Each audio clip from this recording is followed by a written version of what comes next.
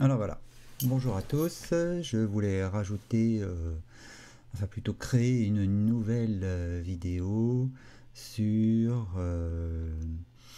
hmm, le conflit intérieur et voilà et la gestion du conflit intérieur. Alors, ce qu'il faut,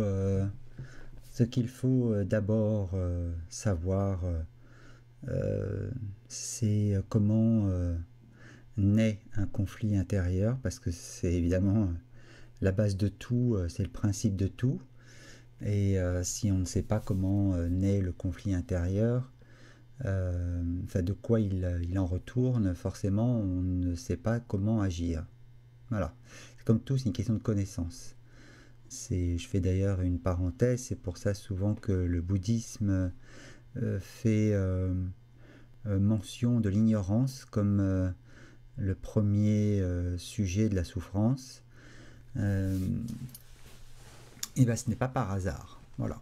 Euh, et on entend par ignorance et connaissance, non pas les connaissances livresques au kilo, mais bien la connaissance de soi, de la maîtrise de son mental. Voilà. Et ça, c'est tout un chemin. Et c'est pour ça d'ailleurs que la méditation permet en effet, enfin facilite en tous les cas le chemin. Bon bref, c'était une parenthèse juste pour dire. Voilà. Donc revenons à nos petits cailloux. Le principe qui en effet, le principe du conflit réside dans le fait que le moi n'est pas qu'une entité une et indivisible. Ce n'est pas du tout ça. Le moi, c'est en réalité une, une succession de personnalités.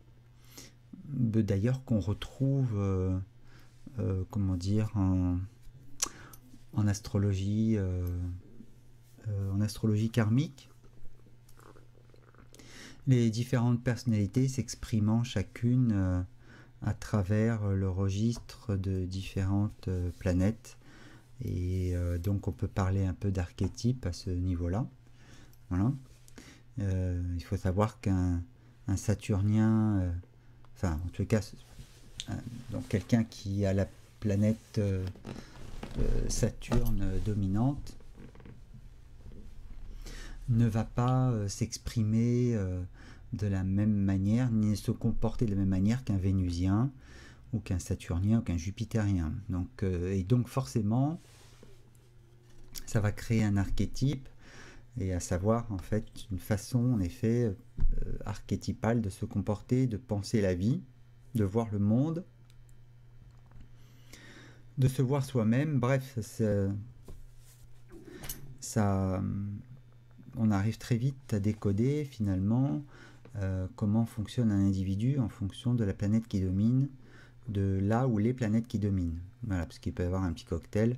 Mais en tous les cas, ce qui est évident, ce qui est sûr et certain, c'est qu'un mercurien dominant, un vénusien dominant, un martien dominant ne vont pas voir la vie de la même manière. Les priorités ne seront pas les mêmes, les comportements ne seront pas les mêmes, les jugements non plus. Et la façon de penser, évidemment, en amont, n'est pas du tout la même. Mais néanmoins, comme nous avons chacun toutes ces planètes en nous, il y en a qui sont évidemment très latentes, voire même qui ne sont jamais exploitées durant une vie. Et de la même manière qu'on peut exploiter le potentiel total de toutes ces planètes et qui vont en effet chacune s'exprimer à travers des qualités et, et donc qui vont avoir un discours très reconnaissable et très identifiable. Voilà. Tout ça, c'était une petite, encore une fois, petite parenthèse, juste pour amener l'idée que le moi n'est pas une entité indivisible, C'est pas qu'un bloc monolithique. Ce n'est pas un monolithe, c'est au contraire, encore une fois, le moi est un assemblage de plusieurs personnalités qui peut passer de l'indignation au rire, du rire aux larmes, des larmes à la colère, de la colère à la haine, de la haine à l'amour, et puis en repassant par le doute. Donc voilà, il y a plusieurs vraiment personnalités qui interviennent, parfois même dans le cours de, comment dire, au cours de notre vie, ça c'est sûr, mais surtout qui interviennent finalement en même temps à propos d'un fait ou d'une expérience. Voilà, donc et c'est là-dessus que finalement le conflit repose. C'est parce que il y a toujours une personnalité dominante.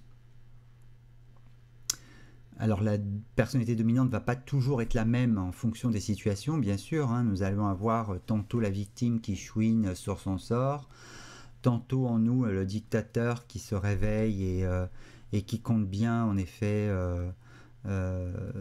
dominer une situation quelle qu'elle soit, ou une personne. Donc voilà, nous avons vraiment tous ces archétypes, le sauveur, enfin, etc. On a vraiment tout ça. Et évidemment, toutes ces personnalités qui regardent, j'allais dire en gros, le film de votre vie, interviennent évidemment parfois tout en même temps à propos d'un fait, d'un sujet. Et c'est ça qui nous intéresse. C'est que quand je dis qu'il va y avoir une personnalité dominante, c'est-à-dire qu'à un moment donné, par rapport justement à une circonstance, il va y avoir une personnalité qui va tenter de chapeauter toutes les autres, alors que les autres ont aussi leur mot à dire. La personnalité dominante va tenter de avoir raison sur toutes les autres personnalités. En gros, c'est comme si elle disait d'une manière implicite, c'est moi qui détiens la vérité, c'est mon discours qu'il faut que tu crois, c'est moi qui dis vrai, les autres te racontent n'importe quoi.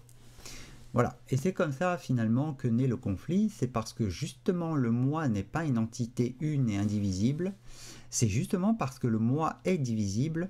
D'ailleurs, diable vient de dia qui veut dire deux, dualité, et il n'y a pas, il y a une multitude de dualités en nous finalement qui font que c'est le véritable boxon. Quand j'y pense, ça me fait sourire parce que je repense à mon passé avec certaines expériences du passé. Aujourd'hui, ça me fait vraiment rigoler de voir comment je me suis empêtré, emmêlé les pinceaux pour, dans une situation qui finalement aujourd'hui me paraît plus que simple.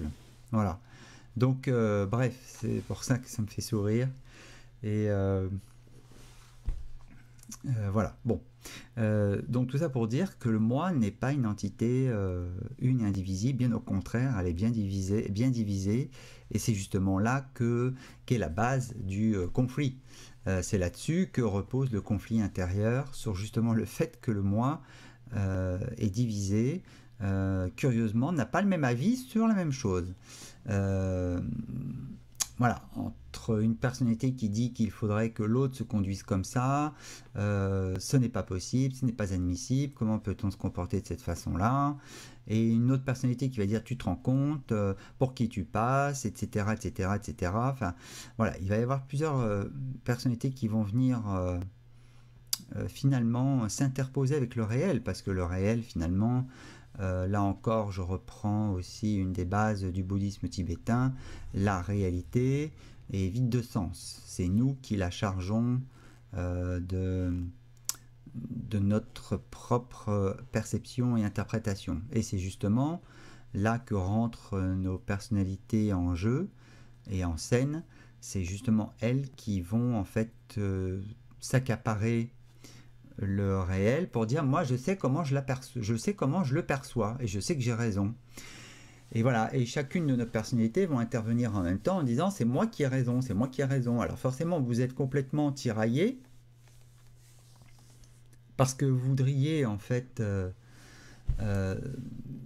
en gros, accorder du crédit à toutes ces personnalités, mais laquelle choisir? Parce que finalement, la dualité repose sur le fait que vous donnez crédit à l'une au détriment des autres. Et voilà, donc ça c'est la base du conflit. On n'est jamais d'accord sur tout. Et quand on est d'accord d'ailleurs sur tout, ça se sent aussi, hein, parce que en fait, il n'y a pas de voix qui s'élève pour dire non, non, non, non, moi je ne suis pas d'accord, ça ne devrait pas se passer comme ça, c'est comme ça que je vois les choses et c'est comme ça que ça devrait être. Et l'autre dit que ce n'est pas comme ça qu'il faut voir les choses, mais encore autrement. Donc quand vous êtes en accord avec vous-même ou avec ce qui se passe, en fait, finalement, rien ne vous trouble. Vous n'êtes pas du tout tourmenté, alors que finalement, la dualité, c'est vraiment le, le commencement des tourments. Voilà.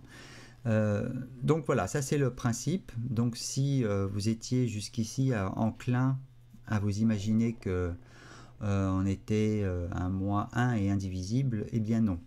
Il y a plusieurs personnalités qui, encore une fois, s'emparent du réel, de ce qui se passe, de la réalité, des faits, et qui vont l'interpréter chacune à leur manière, et qui vont ensuite essayer de tirer la couverture à elle en disant c'est moi qu'il faut absolument à qui tu dois donner tout le crédit possible, je dis la vérité et il n'y a que moi qui ai raison. Voilà, et c'est le gros bazar ensuite, parce que forcément, quand c'est le cas, en effet, vous êtes tranquille et vous êtes en accord avec vous-même. Quand ce n'est pas le cas, eh bien c'est là que naît le conflit. Alors, justement, je vais encore une autre parenthèse avec justement l'idée que y en a qui s'imaginent être en conflit avec leurs parents, avec des membres de leur famille, des amis. En fait, non, vous n'êtes pas en conflit avec eux. Eux, leur manière d'agir, sous-entendu, quand je dis eux, c'est ça, c'est leur façon de procéder, leur façon d'agir, leurs paroles, leurs propos, leur comportement, ne fait que renvoyer finalement quelque chose qui n'est pas clair en vous. Parce que si c'était clair en vous, il n'y aurait pas de conflit. Vous sauriez quoi dire ou quoi faire, et qui ne serait que le prolongement d'une tranquillité. Donc ce qui fait que vos décisions, vos choix seraient empreints de tranquillité et finalement vous ne seriez pas de toute façon en conflit avec l'autre de toute manière. Le conflit n'existerait pas avec l'autre. S'il n'existe pas en soi, il n'existe pas à l'extérieur. Voilà. C'est la règle fondamentale, la règle de base. C'était juste là aussi une parenthèse, mais tous ceux qui s'imaginent qu'en effet comment dire, le conflit n'est qu'à l'extérieur, l'enfer c'est les autres, c'est faux. Là encore, il y a une personnalité qui en vous s'exprime et sous forme évidemment on appelle ça des croyances, des principes, des a priori, des opinions, tout ça. On appelle ça voilà comme ça, des a priori, des dictats, des opinions, des affirmations. Et en fait, ce sont plusieurs parties de nous qui s'expriment. Encore une fois, quand il n'y a qu'une opinion et qu'il n'y a rien d'autre pour venir contrer cette opinion en soi, eh bien, finalement, on reste tranquille. Voilà. Donc, tout ça pour dire que notre environnement, finalement, la réalité, ne fait que nous servir de miroir afin de nous montrer ce qui n'est pas en harmonie en nous. Voilà, tout simplement.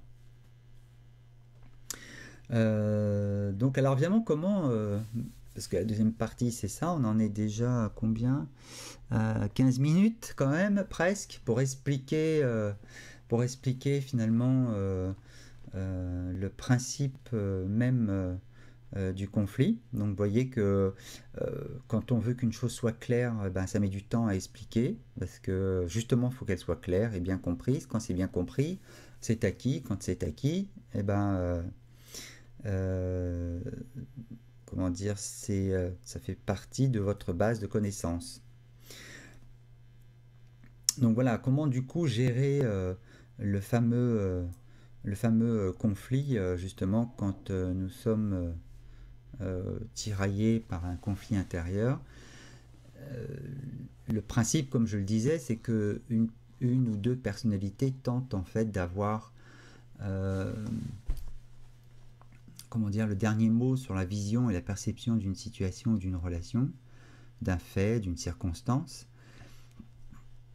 Et le conflit vient du fait que vous donniez raison, vous accordiez en fait du crédit à l'une de ces personnalités au détriment des autres. Or, pour trouver la vérité, il est important de pouvoir euh, comment dire, faire parler toutes les parts en nous qui s'expriment à propos de quelque chose ou d'une personne. Et ça, c'est important. Et pour ce faire, il est important évidemment de noter ça sur un papier, parce que si vous devez gérer ce dialogue uniquement en le gardant dans votre esprit, vous perdriez très vite le fil du dialogue. Or, il est important, pour que vous puissiez vous y retrouver, comment dire, de pouvoir l'écrire sur un papier. C'est-à-dire que une situation me fait souffrir, me perturbe, me stresse, m'agace, m'embarrasse, me tourmente. Je l'écris sur une feuille et ensuite j'écris tout ce que je pense, entre guillemets, à propos de cette situation. Et toutes les pensées que vous pouvez avoir à propos de cette situation, il y a de fortes chances qu'il y ait une, deux, trois, quatre ou cinq, voire même plus personnalités qui s'expriment à propos de cette situation. Voilà. Et donc, chacune des affirmations, souvent exprimées quand la personne, on parle avec elle, elle vous dit souvent, oh, je me dis que, je pense que, cette personne aurait dû dire ça, aurait dû faire ça, n'aurait pas dû faire ça. De toute manière, les gens sont, les gens ne sont pas. Voilà, c'est la manière dont vous exprimez en général pour décrire une situation. Voilà, et c'est ça qu'il faut écrire sur une feuille absolument, phrase par phrase, pour justement essayer de repérer en fait la manière dont vous pouvez visualiser une situation. Voilà, en tout cas la percevoir. Ensuite, ce sont toutes les personnalités avec qui il est nécessaire d'entrer en dialogue. Alors ça peut prendre du temps parce que ça nécessite évidemment beaucoup d'écoute. Et l'écoute, quand je dis l'écoute, c'est pas seulement genre j'écoute et puis j'attends que ça se passe. Non, l'écoute, c'est j'écoute ce que cette personnalité-là a à me dire particulièrement, pourquoi elle me dit ça, pourquoi elle va dans ce sens-là, quelle est en fait sa volonté derrière, quelle est son intention, et ainsi de suite pour chaque personnalité. Et comment en effet, par la suite, une fois qu'on a compris en fait les intentions ou la volonté qui est implicite, enfin qui n'est jamais, rarement d'ailleurs explicite, parce que si elle était explicite, ce serait plus simple d'accès, mais rarement le côté implicite est perçu. Donc ça, c'est quelque chose qu'il faut aller chercher. Et pour ça, il est nécessaire vraiment d'entamer un vrai dialogue pour aller trouver les réponses. Et la vérité vient du fait qu'à un moment donné, quelque chose va s'exprimer en vous, ce que j'appelle la voix du cœur, V-O-I-X, la voix vocale, quoi. Quelque chose va s'exprimer en vous et va vous dire en fait ce qu'il en est réellement à propos de vous ou à propos de l'autre, mais il n'y aura pas de jugement ni de, comment dire, ce sera une vérité qui sera accompagnée de beaucoup d'amour et de compassion. Et c'est cette vérité en fait qui vous amènera en fait à, à trouver finalement la liberté et la paix à propos de cette situation. Voilà.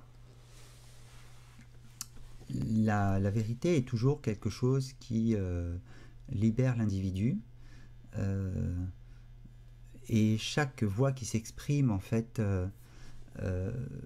pense détenir la vérité, et si c'était le cas en fait vous ne seriez pas en conflit, c'est-à-dire que il n'y aurait qu'une voix qui s'exprimerait et qui vous dirait bah, les choses sont ainsi et voilà et c'est comme ça et tu as fait ce que tu avais à faire ou il n'y a rien à faire ou tu avais à dire ce que tu avais à dire et puis il n'y a rien à rajouter ou au contraire tu as eu raison de te taire, enfin bon bref, il n'y a pas d'autre voie pour dire non, ça aurait pas dû se passer comme ça. Voilà.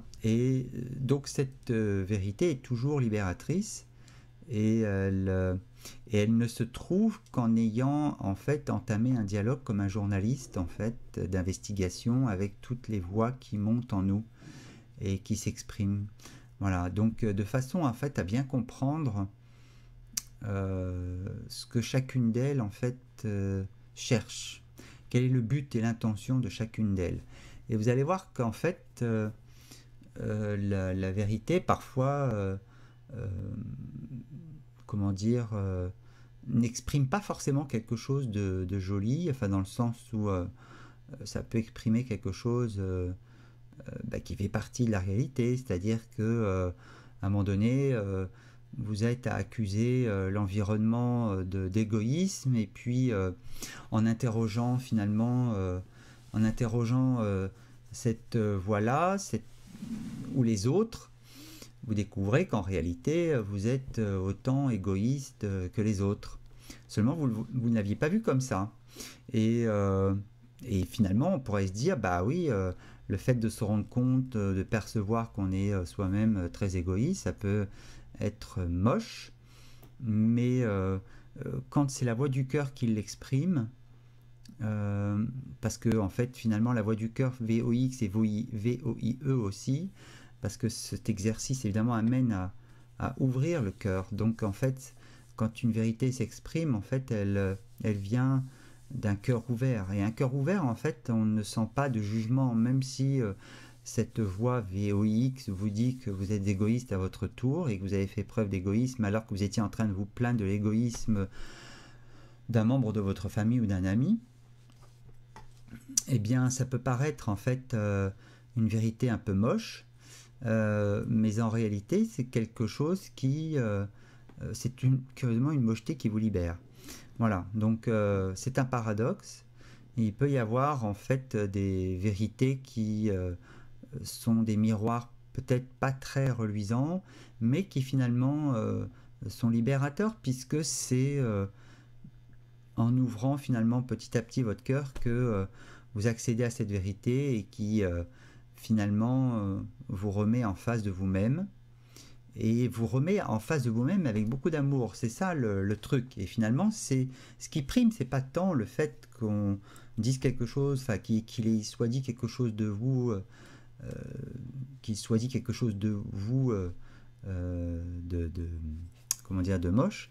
C'est le fait surtout que vous ayez cette conscience de cette réalité ou de cette vérité avec un cœur ouvert, et du coup c'est accueilli de manière totalement différente. Ce n'est pas le mental qui l'écoute à ce moment-là, c'est ça qu'il faut savoir, c'est le cœur qui s'est ouvert entre temps. Donc c'est ça l'important du fait de savoir rentrer en dialogue avec les différentes personnalités. C'est pas parce que rentrer en dialogue, quand je dis rentrer en dialogue, c'est pas continuer à bonder dans leur sens, hein, parce que continuer à bonder dans leur sens, ça voudrait dire que vous continuez à accorder du crédit finalement à une personnalité sans en fait remettre en question sa façon de voir les choses, et sans chercher en fait surtout à voir dans quel but elle le dit et pourquoi elle le dit comme ça. Voilà, donc c'est vraiment du journalisme, c'est vraiment du questionnement, et donc c'est le but, c'est d'aller en effet re-questionner toutes ces personnalités de façon à savoir pourquoi, quel est le but qu'elles cherchent, quelles sont les intentions qu'elles ont chacune. Voilà. Et finalement, quand on procède ainsi, eh bien, on commence à ouvrir son esprit et son cœur, et petit à petit, en fait, on est prêt à entendre la vérité. Et même si celle-ci, en fait, souvent, n'est pas très très belle. Alors ça peut être une vérité qui n'est pas très belle à propos de soi ou à propos des autres, mais encore une fois, comme vous avez le cœur ouvert, c'est exprimé avec une telle compassion que finalement c'est quelque chose qui, j'allais dire, qui vous remplit. Voilà. Vous vous sentez plus, plus paisible et plus complet qu'avant. Donc voilà, il faut aussi savoir, et ça je tiens à le préciser, que toutes les réponses sont en nous. Alors évidemment, la réponse peut venir de quelqu'un d'autre, mais et vous pouvez dire à un moment donné, être amené à dire ah oui, parce que vous n'êtes pas en accord avec quelqu'un justement à propos d'un sujet que vous êtes en train de partager. Et c'est exactement ce qui se passe d'ailleurs quand il y a un conflit intérieur, c'est que vous n'êtes pas d'accord avec l'opinion, avec une opinion que vous voulez avoir, et il y a d'autres voix en vous qui s'élèvent pour dire bah non, c'est pas comme ça que je vois les choses. Et quand vous êtes justement dans un dialogue d'opinion à propos de quelqu'un, la réponse peut venir de quelqu'un d'autre, justement parce qu'il remet en question votre propre opinion. Il a joué en fait le rôle de quelque part de journaliste, en vous apportant en fait un élément que vous n'aviez pas vu à propos d'une réalité, et finalement en apportant cet élément, même si cet élément est moche, vous commencez à avoir un tableau plus complet de la réalité. Et, et c'est cette complétude justement que l'on recherche euh, à propos de nous et à propos de la réalité. Voilà, donc en tous les cas, cette complétude, cette vérité nous ramène en fait à quelque chose de plus, qui est l'inverse de inquiet, l'opposé. Et donc cette vérité finalement finit par nous apaiser. Voilà. Et quand on procède ainsi pour chaque chose qui nous pose problème, finalement, on arrive petit à petit à prendre beaucoup de recul finalement par rapport à ces voix qui tentent de nous asséner de manière implicite qu'elles ont la vérité, qu'elles détiennent la vérité. Ce n'est pas vrai. Elles ne détiennent pas la vérité. Si c'est vrai, la vérité s'installe d'elle-même et elles n'ont pas à réclamer cette vérité. Ce que je veux dire par là, c'est que la vérité, quand elle s'installe, elle ne se réclame pas d'être la vérité. C'est ça que je veux dire. Voilà. Quand la vérité prend place, c'est la vérité et vous le sentez, parce que ça vous libère. Alors que les voix, les différentes voix, quand elles s'expriment, elles tentent de se faire passer pour la vérité, et c'est justement en tentant de crier haut et fort qu'elles le sont, finalement, qu'elles ne le sont pas. Bon, j'espère que je suis clair. Moi, je sais ce que je veux dire, mais bon, bref. Mais je pense que vous aurez compris aussi, parce qu'on me dit quand même que je suis assez pédagogue. Donc, tant mieux d'ailleurs. Merci pour ceux qui pensent que je suis pédagogue, que j'ai une facilité à exprimer parfois à expliquer quelque chose de simple alors que ça paraît très compliqué. Mais en fait, parce que la vie est simple. Voilà, et que nous la compliquons à loisir. Enfin, notre mental, nos différentes personnalités, mental, moi, ego, c'est pareil, hein, c'est différentes personnalités qui s'expriment, nous la compliquons à loisir. Bon, tout ça pour revenir, parce que je ne m'égare pas, je suis bien concentré aujourd'hui sur ce que je veux dire, et tant mieux. J'étais en train de dire donc que nous détenons toutes les réponses. Donc parfois, en effet, quelqu'un d'autre dans un dialogue peut nous amener la réponse. Et tant mieux, bah, du coup, ça nous permet d'aller parfois plus vite. Mais finalement, quand quelqu'un comme ça de l'extérieur vous apporte la réponse et que d'un seul coup vous la reconnaissez comme telle, alors quelque chose en vous se transforme et se dit ah bah oui, finalement oui c'est comme ça.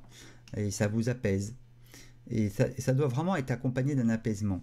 Si c'est pas accompagné d'un apaisement, en fait, c'est juste une espèce de gavage intellectuel qui n'amène rien de plus finalement qu'une, j'allais dire, une connaissance au kilo, une connaissance livresque qui finalement ne vous apporte rien si ce n'est de remplir votre bibliothèque d'un truc que vous savez en plus, que vous connaissez en plus. La vérité, c'est vraiment quelque chose qui vous amène un apaisement. Ça, j'insiste là-dessus. Et donc, à la base, toutes les réponses sont en nous. On n'a pas besoin d'aller les chercher à l'extérieur. La seule chose que vous pouvez éventuellement vous amuser à faire à propos d'une perception que vous avez à propos de quelqu'un ou de quelque chose, c'est voilà, éventuellement d'en discuter avec quelqu'un et de lui poser la question, de lui dire mais toi, tu vois les choses comment? Et ça va être intéressant parce que c'est là que vous allez voir en fait qu'une autre personne peut voir aussi les choses différemment. Elle peut être amenée à vous déplacer en fait, de changer votre angle de vision et en changeant son angle de vision finalement nous percevons les choses autrement. Donc voilà, mais en tout cas c'est ce travail en fait j'allais dire d'enquêteur, mais c'est ça, hein, c'est vraiment ce travail de chercheur. C'est pareil en fait, un peu comme si vous étiez sur un peu comme si vous aviez découvert des ruines et puis qu'il y a quelque chose qui en premier lieu intervient, une voix qui vous dit ah bah ça c'est des ruines gallo-romaines de toute manière, ça c'est sûr. Voilà, et puis une autre voix va dire pas du tout, ça c'est plutôt des ruines qui sont encore plus anciennes et une autre voix va dire ah non non non vous vous trompez, là de toute façon c'est même pas des ruines, c'est juste en fait un éboulement. Et puis une quatrième voix va dire n'importe quoi, c'est ni un éboulement ni des ruines, euh, ce sont euh, bref, vous voyez ce que je veux dire, c'est que il va y avoir plusieurs voix qui vont s'exprimer et finalement votre rôle c'est d'aller en fait, c'est de rentrer en dialogue, en contact avec ces différentes personnalités et puis de commencer en fait à véritablement parler avec elles. Voilà, donc c'est un véritable travail de recherche, de questionnement pour aller chercher la vérité. Voilà, donc ça c'est un travail que moi je fais faire évidemment avec les gens avec qui je travaille. Et très très vite, en l'espace de 40 minutes, ils se rendent compte que ils adhèrent déjà beaucoup moins, pour pas dire plus du tout, à 80% à la vision qu'ils avaient en rentrant, enfin en venant me voir. Voilà. Donc ça va très très vite en général, ce genre de séance à propos d'un fait douloureux ou qui vous tourmente. Il ne faut pas plus d'une séance, deux maximum, pour qu'en fait le problème soit définitivement réglé. Alors ce qui est super, c'est qu'en même temps, comme votre point de vue a changé, c'est pas seulement votre point de vue à propos de quelque chose ou d'une situation qui a changé, c'est vous qui avez transformé quelque chose en vous. Et donc du coup, ça modifie aussi la perception de l'événement, mais également de vous-même. Et donc ça le transforme dans l'ici et maintenant. Ça veut dire que il y a quelque chose en vous qui a changé. Vous êtes à la fois la même et en même temps la même personne et en même temps une nouvelle personne. C'est-à-dire qu'il y a quelque chose qui s'est transformé. C'est comme si finalement vous aviez un voile d'illusion venait de sauter et que finalement vous commencez à voir la vie à partir de cet instant-là, encore sous un autre angle. Donc du coup, ce que vous allez faire par la suite de votre vie va encore prendre une autre couleur puisque comme il y a eu un changement intérieur, vous allez voir les autres et vous-même encore d'une manière différente. Donc vous allez, ce que j'appelle, enrichir votre perception et donc du coup la réalité va vous paraître beaucoup plus enrichie aussi. Voilà, donc il y a quelque chose, il y a une réalité enrichie. Voilà, parce qu'il y a eu une transformation intérieure. Il y a un voile d'illusion qui a sauté et plus les voiles d'illusion sautent par l'acquisition de la vérité, de vérités successives, plus évidemment vous êtes à même de voir les choses, les gens tels qu'ils sont. Voilà, et tout ça avec beaucoup de sérénité. Donc du coup, ça enrichit la réalité, ce qui fait que vous allez être surpris de voir que vous allez percevoir les autres encore sous un angle différent. Des problèmes qui au départ en étaient n'en seront plus. Et vous allez en fait être à même de pouvoir gérer davantage de choses avec beaucoup plus de tranquillité. Voilà, c'est ça le but un peu de la vie, c'est d'être serein, mais on est serein à force à force de se connaître, c'est-à-dire à force d'aller à la rencontre de nos différentes personnalités qui s'expriment en nous. Voilà, Et finalement, il va y avoir de moins en moins de personnalités qui vont surgir pour chaque fait ou chaque situation au fur et à mesure de votre vie. Et finalement, vous allez de plus en plus tranquille parce que au lieu de 10 voix qui s'élèvent en vous pour dire voilà comment je perçois les choses, il ne va plus qu'il y en avoir que 5, et puis 4, et puis 3, et puis 2. Et puis à la fin, en fait, plus du tout. C'est-à-dire qu'il n'y aura plus qu'une seule voix et vous serez dans l'unité et vous embrasserez la vie telle qu'elle est. Et il n'y aura pas, il n'y aura plus de conflit, absence de dualité, donc l'unité. Et l'unité, c'est la paix. Voilà. J'ai fait ma boucle, je ne sais pas à combien de temps j'en suis, 35 minutes déjà quand même. Oui, je me penche parce que comme j'ai une vision de taupe, je ne vois pas bien sur l'écran à combien on en est. Voilà. Mais bref, ça c'était une parenthèse aussi. Quoi dire d'autre? Je pense avoir tout dit à propos justement de comment naît un conflit, comment le gérer aussi. Alors après c'est tout un apprentissage, c'est vrai, c'est une technique, c'est vrai aussi. C'est pour ça que j'invite mes auditrices et mes auditeurs et même ceux qui viennent en consultation avec moi, à tout marquer en fait, enfin marquer sur une feuille en fait ce qui les fait souffrir, quelle est la cause de leur tourment. Voilà. Et ensuite, mon rôle consiste à voyager avec eux de façon à comprendre comment les différentes personnalités s'expriment et ce qu'elles viennent dire qu'elles n'ont pas dit au début ou qu'elles ont mal exprimé. Voilà, quel est leur but, quelle est leur intention. Et au final, on arrive finalement à voir la situation différemment et en être guéri. Donc voilà, donc rappelez-vous que les conflits, comment dire, quand il y a un conflit avec quelqu'un ou quelque chose, finalement ce n'est pas l'autre ou la situation qui est source de conflit. La source de conflit est en vous. Le reste de ce qui se passe à l'extérieur de vous ne fait que vous servir de miroir et remercier justement l'univers avec gratitude à chaque fois que quelque chose de l'extérieur vous renvoie un conflit à l'intérieur, parce que c'est une occasion de pouvoir guérir. Je crois savoir qu'en chinois, le mot chant s'écrit et crise. Ces deux mots en fait s'écrivent quasiment de la même manière en chinois. Donc ça veut dire en gros que chaque crise est une chance de grandir et d'évoluer. Voilà, j'ai tout dit. Je vous rappelle que vous pouvez toujours consulter mon site qui est www.chemindéveil.com. Comment dire, j'essaierai de faire comment dire une vidéo sur l'astromaïotique. Voilà. Là, cette vidéo fait partie toujours des différents thèmes sur la psychomaïotique.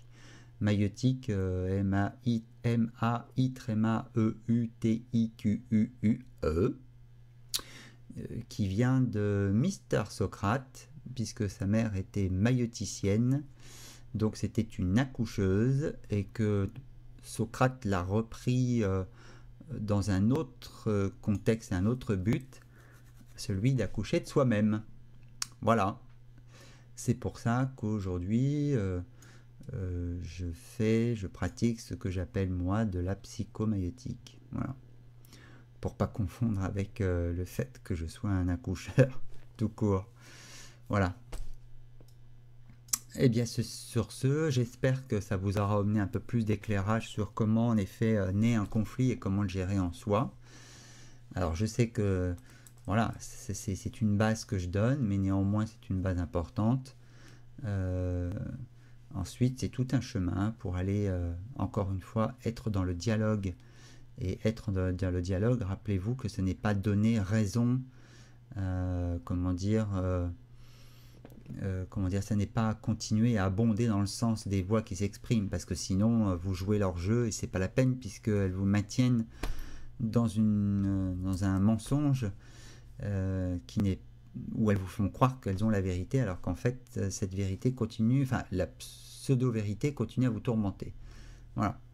Donc, le dialogue, c'est vraiment un dialogue. C'est-à-dire que vous devez poser des questions, la personnalité doit vous répondre. Et si elle ne répond pas, faut attendre qu'elle veuille bien le faire. Voilà. Donc, c'est tout un chemin qui peut prendre plus ou moins de temps. Après, avec l'habitude, en fait, ça va de plus en plus vite. C'est de plus en plus clair et de plus en plus rapide. Voilà, j'ai tout dit, ça va s'achever là, on en est à 40 minutes, ouais, c'est à peu près le temps que je mets à chaque fois pour une vidéo. Je suis tellement parti à chaque fois pour expliquer les choses. Bref, c'est nécessaire en même temps. Alors sur ce, eh bien, bon travail, voilà, j'arrive pas à trouver le terme depuis tout à l'heure parce que c'est vraiment en même temps de la recherche, de la fouille, du journalisme. Mais c'est ça. Bon, finalement, c'est un peu tout ça. C'est de la recherche de toute façon. Alors bonne recherche à vous et puis à bientôt pour une nouvelle vidéo.